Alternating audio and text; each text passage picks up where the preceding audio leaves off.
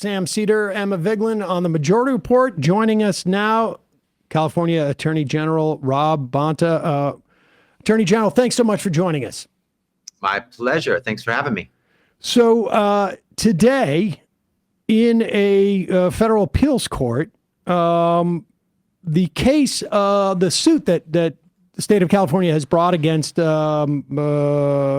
President Trump's and his supposed authority to deploy the National Guard and Marines to L.A. Is going to be heard.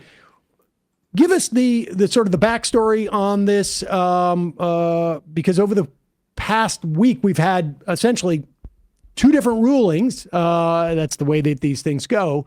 But just give us a timeline that brings us up today in this case.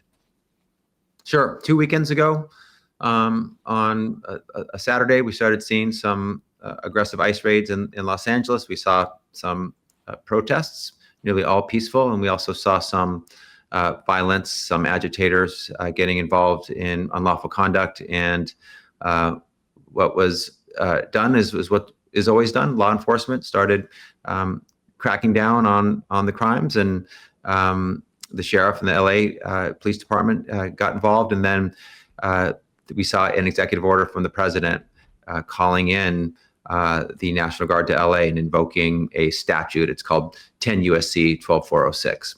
And it requires the presence of a rebellion or an invasion or the inability of the federal government to execute the laws, none of which were present. Also requires the cooperation of the governor. By the time the National Guard got to LA, they came to quiet streets. And we brought a lawsuit the following Monday, a temporary restraining order the following Tuesday. We had a hearing the following Thursday, and we secured a restraining order from Judge Breyer in the United States District Court. The federal government, it said that the federal government had acted unlawfully, violated that statute I just referenced, also violated the Constitution, the 10th Amendment of the U.S. Constitution, which gives states rights.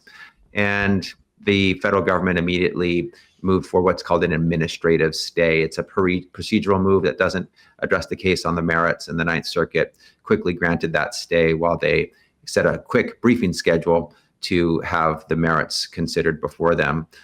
The case is now briefed before the Ninth Circuit panel, three-judge panel. We have a hearing today at noon, and nothing has changed since we secured the order in front of Judge Breyer, except for the potential of potentially additional unlawful conduct by the military that have been deployed in LA. And we remain confident in our case, strong facts, strong law. We should have an order later today. But of course, there's no guarantees. And with this three-judge panel, while we do feel confident, obviously there's no certainty here. The statute that the administration cited, they need to, when they federalize the National Guard, they need to state what authority they're doing it under. Does that statute, and your argument is that the statute is valid, but the facts are, this is an argument on the facts. The facts do not rise to the level that the statute calls for in terms of federalization. How does that statute refer to the Marines? Like, is there a different, is the U.S. military, the authority needed to essentially have the U.S. military do this type of function different than that of the National Guard? It is, and you're exactly right. The California National Guard is a joint operation. It's generally under the command of the Commander-in-Chief, Governor Gavin Newsom, the governor of California, unless there's a specific statutory authority for the president to become the Commander-in-Chief. And it needs to be triggered by the facts being present that the statute contemplates. And here it contemplates a rebellion or an invasion or the inability to execute the laws, again, none of which are present. But yes, you're right. The statute is a real statute, 10 U.S.C. 12406, but the facts that would give the authority that the president wants are not present at all on the ground, and not even close. The statute invoked to bring in the National Guard is with respect to the National Guard. The Marines are separate. They are required to comply with the Posse Comitatus Act, which basically says that the military should not be used for civil and civilian law enforcement. And so it's unclear under what authority the Marines were mobilized. The Insurrection Act has not been invoked, but the Posse Comitatus Act is in full effect. So the Marines, we believe, and the National Guard, that their mission is to protect federal property, personnel, and functions. And that's very concerning because protecting functions like immigration enforcement means going out into neighborhoods, communities, out into the field, could include arrest and detention, search and seizure, all of which would violate the Posse Comitatus Act. So is your challenge to the administration two-pronged? Is it addressing the 10 USC 12406 authority and basically saying that it didn't meet the threshold to federalize the Guard because you would need rebellion against the U.S. government? And then the second part is, well, why were these extra Marines deployed? Because you would need the Insurrection Act to override the Posse Comitatus Act in that instance. Yeah, you got it. And the judge at the trial level, Judge Breyer, ruled only on the first. He looked at the 10 USC 12406 arguments and said that the National Guard was unlawfully deployed and should be returned to the command of Governor Newsom, and that the Constitution was violated in the process because states' rights were infringed on. He thought that the facts had not yet evolved to a level of, we call it ripeness or reviewability. Because it wasn't clear what the Marines were doing or not doing yet, but he kind of reserved the right to revisit that in the future, and when he didn't rule on it at that moment. To your knowledge, has the Marine question become more ripe, or have they basically stayed on federal property? Because the really issue here is, theoretically, the Marines could be sent to guard the federal courthouse. I mean, it seems completely a waste and unnecessary and provocative, but that's within their legal purview. The moment they go out into the community, ostensibly to protect ICE officials, is where the question is. There's also a question as to, like, has there been an ICE official harmed, I mean, to your knowledge, in California or across the state over the past 6 months? I mean, or I should say across the country. I mean, do we have facts that rise to the level that, you know, theoretically, every EPA inspector could be surrounded by the military as they go out, right? I mean, there's no indication that this is required. Right. I agree. A number of good points there. I'll first say that if the Marines is one of the most elite fighting forces in the world, and for them to stand on buildings doesn't seem to be the best use of their skills, their training. You know, they're for military international protection of United States' security and safety, not for protecting federal buildings. There's a lot of other folks that can do that. Civilian law enforcement can do that. That's federal. You have marshals and you have FBI and ATF and DEA. There's a lot of folks that are not military, and the ICE agents can provide perimeters and safety for ICE agents. Any of those civilian federal police forces can as well. The FBI could do it, DEA, ATF, marshals, if they wanted it. There's absolutely no requirement that it be military, especially with the Posse Comitatus Act. I think the federal government will argue that there were some challenges to some of the ICE immigration enforcement in that original weekend, that they were getting some resistance from members of the public. I don't know if anyone was actually hurt or harmed in any way, but there's a lot of ways to address this, either hypothetical, even if it's real issue, without the deployment of military personnel on American soil. Let's turn. So we're going to find out at the very least within within a couple of days, maybe theoretically today, right, what the ruling is on that first question about the National Guard. In the event that the appeals court upholds the Breyer's ruling, and there is no ripeness for the Marines. And it also feels like it's probably in the Trump administration's benefit to avoid ripeness at this time. I would imagine that they probably want to be in a different circuit if they want to test the ability for them to deploy Marines, because California is not exactly the most hospitable to right-wing rulings, it seems to me. What are the implications for across the country in the event that Breyer's restraining order and theoretical, at least negative definition of what constitutes facts that would allow for the federalization of the National Guard going forward?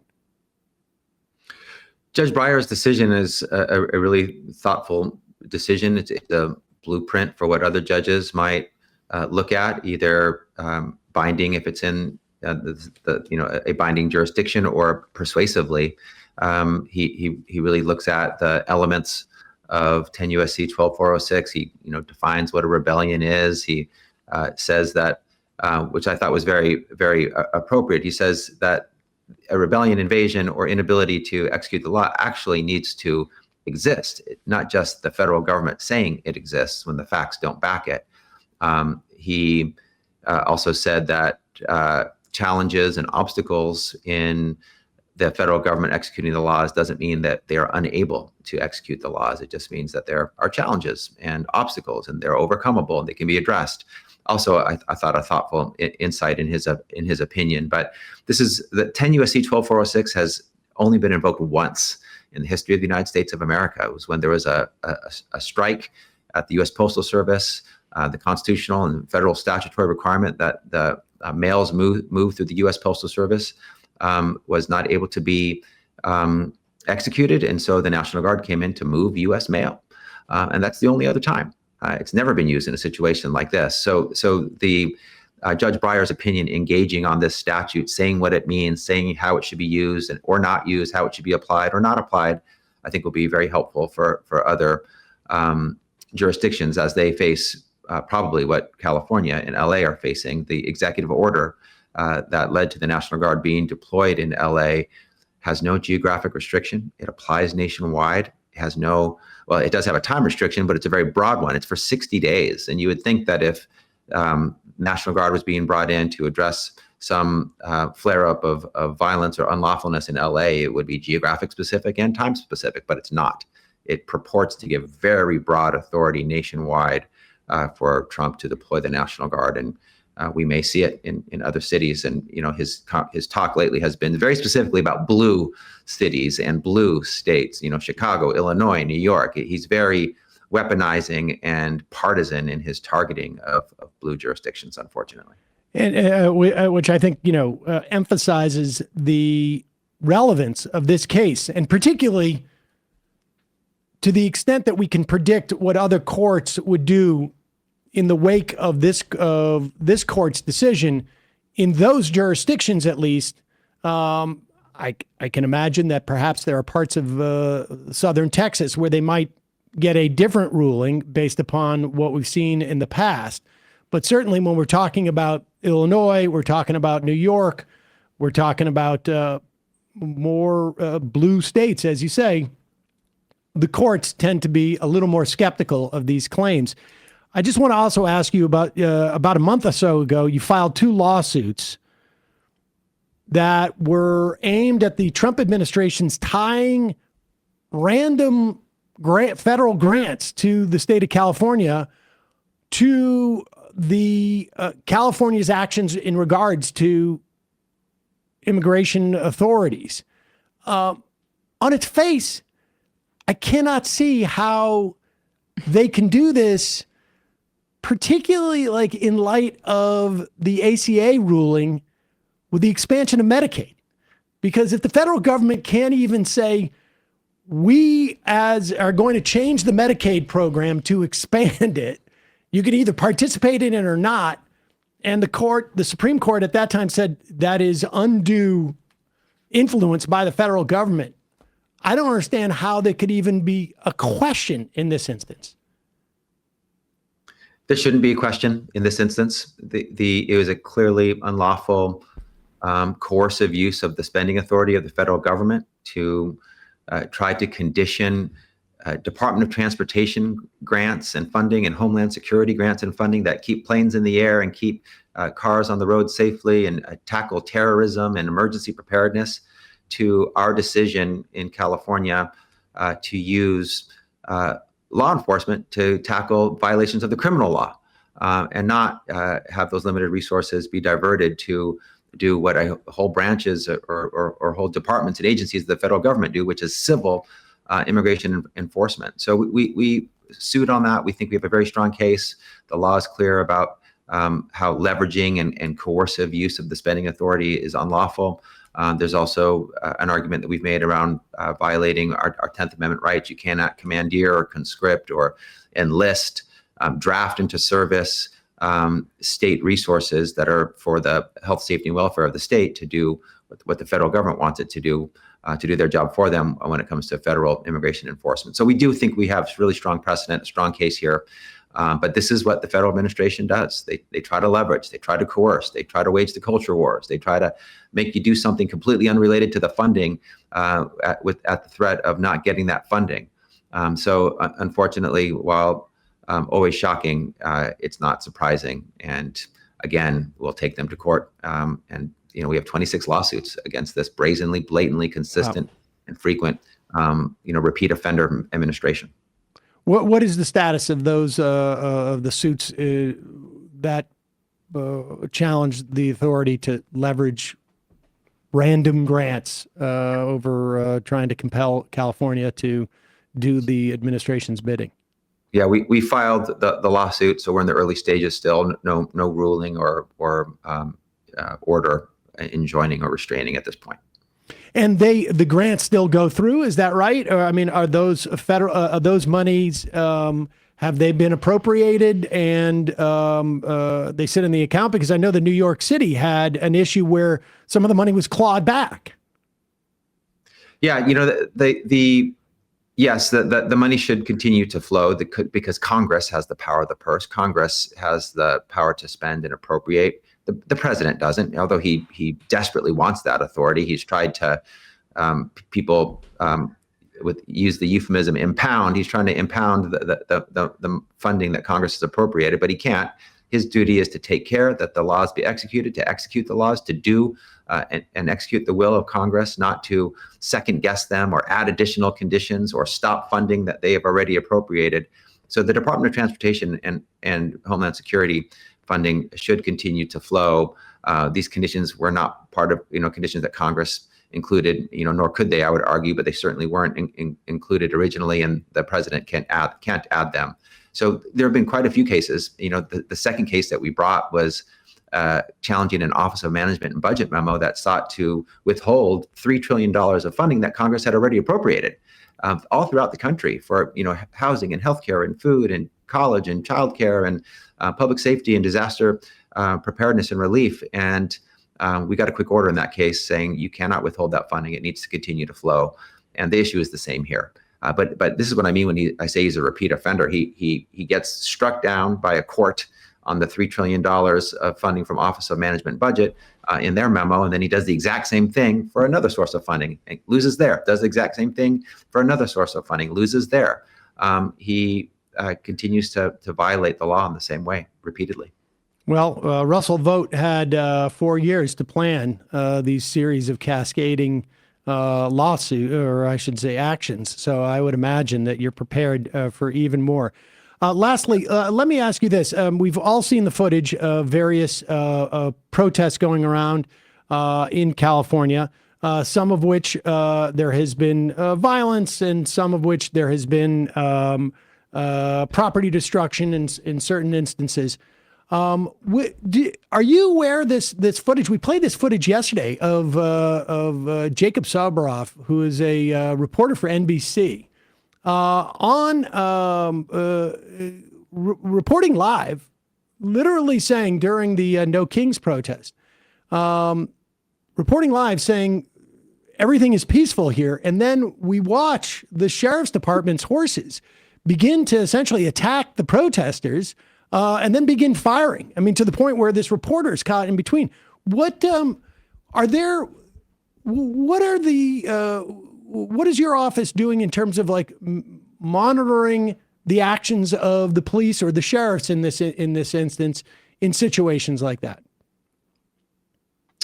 Yeah, there's quite a few laws that were passed in the wake of the protests involving the murder of George Floyd in 2020, and they include different crowd control and use of non-lethal like rubber bullets and other types of approaches that all must be followed. And so our North Star is we help ensure that the law is followed and that it's being complied with, including all the rules and laws that apply to crowd management, managing peaceful protests, addressing any violence that erupts from or flares up from an agitator during a peaceful protest. So we're definitely receiving input and incoming when it comes to what's happening on the ground in LA. The videos are helpful, recordings are helpful, and our role will be to help ensure that the law is being followed and complied with, and if not, that there's appropriate accountability.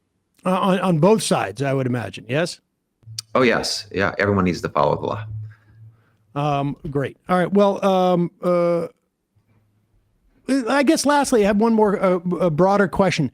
Do you have, as a state, with some anticipation that the Trump administration is going to be doing these kind of things, where they're going to be, or the potential for this to happen? How much in terms of like resources have you all dedicated? I imagine your office has been very busy since mid-November, working out how you're going to respond to various scenarios. Have most of those scenarios, have you been surprised by anything that the federal government has attempted to do at this point? And how much do you have up your sleeve, I guess? We're not surprised. We're ready for everything. We've been preparing for months before November, before the election, for the possibility of a Trump victory. Obviously, he wasn't my preference in the presidential election, but I couldn't guarantee that he wouldn't win, and we owed it to our constituents to be prepared. And we looked at everything that Trump said on the campaign trail, his inner circle, channeled and projected and telegraphed that they would do. And then we looked at the document they handed to us in writing that said what they would do, Project 2025. And we prepared for all the scenarios and did legal analysis. And, we're ready to file briefs if necessary. In some cases, all we need to do was dot the I's, cross the T's, press print, and file. And so we owe that to our constituents to be ready and to not be surprised and not be caught flat-footed and not be caught off guard. And so what we've seen so far has been very high volume, high speed, faster and more volume than Trump 1.0. In Trump 1.0, my office brought 120 plus lawsuits against the Trump administration. In the 4 years, we'll hit that in 2 years at this pace. It's double the pace. We've sued him 26 times in 21 weeks, more than once a week, because that's how often he's violated the law. And so I got a lot of gas in the tank, tons of energy. We've got a great team. We're the largest state Department of Justice in the nation. They're definitely working overtime, pulling all-nighters. The timeline I just described around how we brought our complaint and temporary restraining order application, in this case involving deployment of the National Guard, things happened quickly, and we had to respond quickly. And there are folks who are on fumes and working hard, and I couldn't be more proud of them. But they rose to the occasion. They met the moment. They did what the people of our state and our nation needed, and moved to uphold the rule of law and the Constitution. And we will do that every time. We don't want to sue the president once a week or at all, because that would mean that he's complying with the law and following the Constitution. But each and every time he does, we will be unapologetic, immovable, and resolute in our commitment to taking him to court every time he breaks the law, violates the Constitution, and hurts Californians. And we're ready for whatever comes next. We haven't been surprised. We do remain shocked, because it's shocking, and you can never normalize what's so abnormal or accept what's so unacceptable. But we saw much of this coming, and we've been ready, and we will continue to be prepared. California Attorney General Rob Bonta, thank you so much for your time today. Really appreciate it. Good luck with those cases. I think they're going to be important to obviously not just folks in California, but to many of us around the country. Thanks so much for having me. Honored to be with you. Thank you. Hey, folks, don't forget to hit the subscribe button and check out our daily show. We do it every day at 12 p.m. Eastern for about 2.5 hours. We even take phone calls. You should check that out.